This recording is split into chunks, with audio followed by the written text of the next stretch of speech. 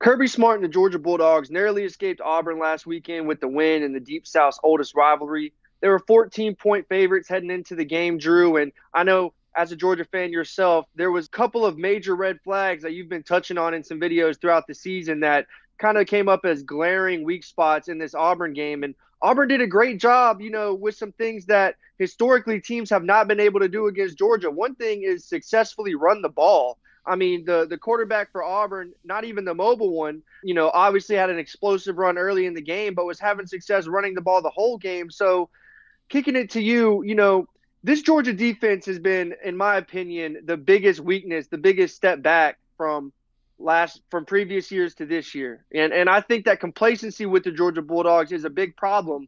And let's not forget, the guys who are making plays now or who are on the field now are not the guys who are making plays on these historically great defenses. Now, some of the guys were playing then, yes, but it was not the cornerstone guys that are there now. So to you, what is the number one thing or the biggest couple of things you saw from this Georgia team that really showed themselves in this Auburn game? Yeah, I mean, you brought up the defense. The defense is definitely one thing I want to talk about. This is a defense that, especially in the past couple years, has just been absolutely lights out. And really going back to 2017 and Kirby's second year, you can't really find many games, if any at all, where a team has had genuine success running the football from their first possession to the last possession.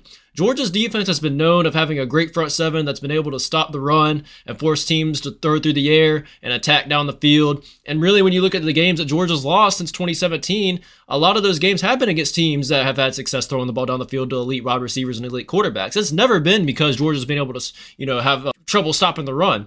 It was the opposite in this game. And this hasn't been a one-game thing this year. I mean, this has been a thing that's been popping up in some of these games. You get South Carolina, UAB, UT Martin. Obviously, those teams didn't have the amount of success that Auburn had. Those are teams that aren't as good running the football as Auburn. But there was just a lot of times in that game where it just looked like Georgia's front seven was getting pushed around. I mean, straight up just getting pushed around. They were getting dominated up front, and you never really see that with the Kirby Smart team. So that's very concerning. I think the secondary's taken a step forward. I think the secondary's played really well. Granted, we haven't really played a team yet that has been able to stretch us vertically at an elite level. But I got to give the secondary a little bit of credit. It's not all doomsday here. But the linebackers and that front seven have got to get that shit figured out. You're about to play a Kentucky team with Ray Davis, who just came off a 280-yard rushing game. Kentucky's one of the most physical teams in the SEC. And Kirby Smart noted that in his press conference either today or yesterday, whenever he posted it. Kentucky's ready to come in and run the football. And if Georgia's front seven can't get that figured out, I don't know. I think Kentucky has a legitimate shot to come in and win. That's a video for another day. If Georgia comes out this Saturday and that front seven's getting pushed around, Ray Davis is starting to take over the game, watch out. This could be it.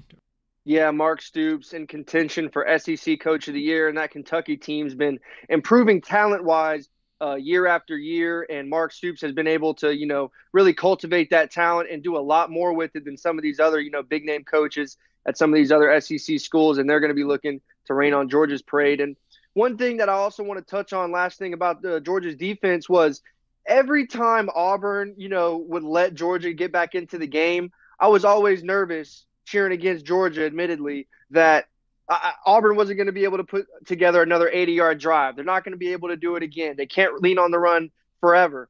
And that's exactly what they did. Consistently throughout the whole entire game, that Auburn offense was moving the ball in substantial long drives, putting together 7, 8, 9, 10-plus play drives against the Georgia defense that we talked about has been historic. But moving forward, talking about Carson Beck, I know a lot of Georgia fans it's either they're anti-Mike Bobo or anti-Carson Beck. Some of them are a little bit of both. In my opinion, Carson Beck, he shows glimpses of, that's how a quarterback looks when he throws the football. That's how a quarterback can read the defense. But in the same breath, it is so inconsistent, it feels like. Over the course of the game, with how Mike Bobo called plays, specifically in that Auburn game, I thought he did a great job against Auburn. Yep. Calling plays. Yep. But on the stat sheet, it doesn't look like Carson Beck played terrible. But when you're watching the game, there's just some plays and some mistakes that he makes that you cannot make. And the number one thing for me, Drew, is his inconsistency. Yeah, and this is something I've talked to you and our friend Digby in the group chat. I mentioned about Carson Beck's consistency issues, and it's always one of those deals where he comes out in the first half, and then you compare him to him in the second half, and it's like two different people. There's going to be a game where Georgia's going to play a team that is going to match Georgia talent-wise, where Carson Beck and the Georgia offense can't afford to get off to a slow start like they've done in every single game this season. The Auburn game is a little bit different for me. I did expect a little bit of a slow start. Jordan-Hare Stadium's a very tough place to play. The crowd's into it, and a lot of weird things happen at Auburn. I mean, just looking at the historic, they've beat the last 4 number 1 teams they played. They're 4-0 in the last 4 games against number 1 teams, whatever the stat is. I did expect Georgia to have a little bit of a slow start, but at some degree, too, Georgia's too good of a team, or historically been too good of a team, to come in week and week after week after week and have these slow starts. Great teams just don't do that. You look at this Georgia team from last year, a lot of the games were over after the first quarter or second quarter. Georgia was able to put teams away early. Georgia came out and looked like the better team. And there hasn't been a single game this season where Georgia's been able to get off to a good start. And there hasn't been a single game this season where Georgia's looked like the number 1 team. Now, getting into the offense, I know I'm kind of rambling on a little bit here. You did mention Mike Bobo did do a good job, and yes, I've been hard on Mike Bobo, but he called a great game, I think, against Auburn. There were a lot of plays that Georgia missed out on, most noted by the Carson Beck overthrow and Oscar Delp early in the game. That was a wide-open touchdown. Carson Beck overthrew him by 5 yards. Carson Beck also made another bad throw, throwing a pick. It was kind of a good play by the DB, but again, it was a throw that I just don't think needed to be made. Carson Beck's going to have to find ways to find what he did in the second half and just do it for the duration of the game. I mean, it's as simple as that. He played really, really well in the second half, and let's give Carson Beck credit. If you rag on a player, you got to give him credit when he does good too. I think Carson Beck played really, really well in the second half. He was making some tough throws. He was making throws in tight windows. He was finding open receivers. He just looked a lot more comfortable. But it just kills me that we can't do that for the entire game, Aiden. And if Carson Beck, I mean, the numbers he puts up, they look really good on the stat sheet. They look great on paper. I mean, he's averaging 300 yards a game. He's on pace to maybe breaking the single-season passing yard record for Georgia. But it just, I don't know. Someone's going to have to sit here and explain it to me. What is up with this Georgia offense? Why can't they simply put together a good 4-quarter football game? Why can't they consistently move the ball? I will never understand it. Yeah, one thing about Mike Bobo that I've really enjoyed seeing in his first year at Georgia is how he's been getting Brock Bowers the football. Yes. You know, Brock Bowers, we're moving towards an era in football where it's just about getting your best players the ball. It's almost moving a little bit positionless, you know, and you're seeing running backs, you know, split out in the slot and motion out and run routes. And what Mike Bobo's been doing with Brock Bowers, putting him in the backfield, having him lead block, getting a couple counter, you know, handoffs given to him. I've really enjoyed seeing how Brock Bowers has been getting the football. And towards the end of that game, when Georgia really, really needed some yards and some first downs, Brock Bowers was there every single time. Now, that's a conversation for another day. What in the absolute hell Auburn's defensive coordinator was doing. Let anybody else beat you. I mean, come on. That last drive was all Brock Bowers, and Carson Beck is staring him down the whole entire time.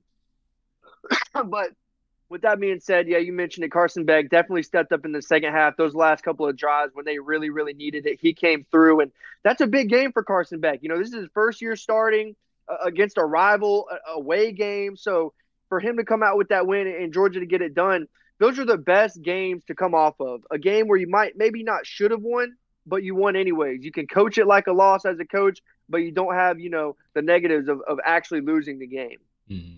And a couple more things I want to touch on, Aiden, before I wrap this up. I can make this a 30-minute video, but for time reasons, obviously I'm not going to do it. The offensive line and the running back situation at Georgia. You want to talk about red flags? That's red flag number 1 for me about this whole entire Georgia team. If you sat me down and asked me what the biggest problem is, I'm going to tell you right now. It's the offensive line and the running backs. It's not Carson Beck. It's not Mike Bobo. This offensive line has not even came close to meeting the expectations of where they're supposed to be with the talent they have up front. I mean, these are 4- and 5-star guys across the board that are expected to be first and second round picks in the NFL.